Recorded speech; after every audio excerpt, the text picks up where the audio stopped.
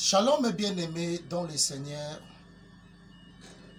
Bino nyonso bozo partager ba message oyo partout boza na Afrique, na Europe, na Amérique, na Asie, na Océanie, que le Seigneur Dieu des armées, que le Tout-Puissant abundela yo bitumba.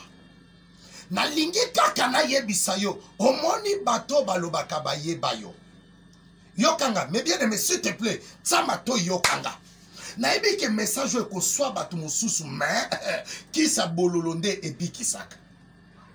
Kovanda na mutu eza koyeba yete. Kovanda na mutu eza koyeba yete. Oyebi batu mususu vanda na bango me okoma ko critiquer, ko finga bango, ko ridiculiser bango. Ona yebi yete, oyebi ngate, ovanda ndenanga.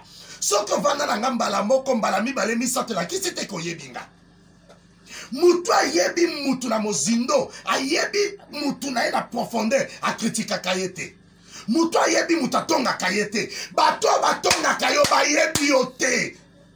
Est-ce que comment na mutu eza koyeba ye? Na tuni bien, est-ce que comment na mutu eza koyeba ye? Ou bien koyeba kovanda na mutu eza koyeba ye? Il faut pas dire que na yebi yete oyebite. Ce que vanda nangeza te koyebinga.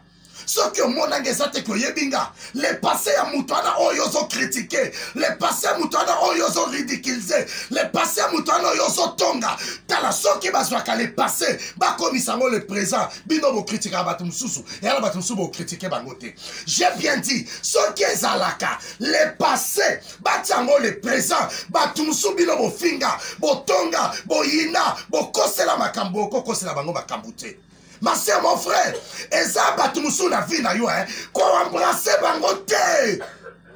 Eza na rasa batumususu, so iba kei, ba ebi ke to tonga ye, to finga ye, to kritika, to yina ye, to humilia ye. Ba oluka ba zongelo po ba sakana yo. Oyebi pourquoi lia kazo fula, eza batumusu na ba vie na ba okwa ba mpuku. Aoya pembe na yo ndira lingi yo me aye bakoli ya kanino mera kanini. Kovanda na mutu aye mwa demo ezate koyebi ye. Mutu ayebi yo lokola yo azate. Mutu ayebi yo lokola yo azate. Obino bo kritika bato na yebi ye. Azaka ndumba na linga mobali na yo. Ona ebi azaka mwinda koma pembe na mbongo na yo. Ona ebi azaka mukia koma munene na mbongo na yo.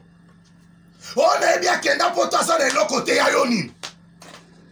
Ona yebi azaka muta biloba loba pona yebi sa yo vérité. Oya yebi yo eza yo moko. Kosaka na vie na yo te.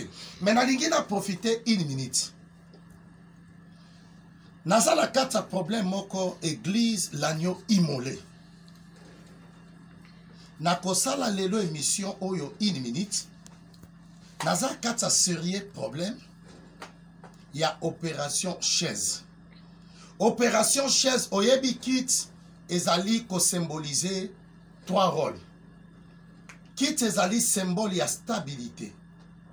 Kit ezali symbole ya pouvoir et kit ezali symbole ya autorité. Nazo luka bana na nzambe. Partout où on message, s'il te plaît, bon partager en mon servant de Dieu. Pasteur, mon frère, qu'on critique ngate, sauf que ça la te qu'on critique te, mais nzamba tinga na motema. Prophète Jérémie na senga bana nzambe mbongo te. Mais na lingi na présenter bino kitio. Église itoza na besoin ya ba kit. Ça, une chaise, ça coûte $20. Nanya ki kondima kosombela nzambe kiti moko. Nanya ki kondima kosombela nzambe de kit. Ça coûte $20. Est-ce que tu kota obi kenangina soutenir ministère ya prophète Jérémie? Nangina kota na soutien. Naza na maladie, naza na ba difficulté, naza ba problème. Mobali ana kimanga, moi ça na kimanga. Nana ndeko nanga ba kangie na kasho, moi nanga za maladie. Esprit de mort elati, mais à cause ya kitioyo, miracle ko salama. Nana oki ko accepter ko sombela nzambe. Kiti moko. Naza na besoin ya bakiti pour na peuple ya nzambe. Ndenge bato bakovanda ndenge nzamba ovandisa libala no, santé na yo, voyage na yo, vie na yo, mobali no, bana no, ba problème na yo. Nazo luka bana ya nzambe. Oya za convaincu kiti moko eza $20. Est-ce que tu kosombela nga kiti papa na ndimi na somba kiti moko mi balé selon oyo makoki na yo kota na nga contact. S'il te plaît, au nom de Jésus. na kati ya retraite ya lelo nzambe apesi ngai nazoluka bana oyo baosombela ngai kiti bana nzambe kota na ngai contact numéro oyo ezalaka ya ngai moko ya WhatsApp 081 375 27 94 081 375 27 94 kota na ngai sombela ngai kiti. Que le Seigneur Dieu vous bénisse.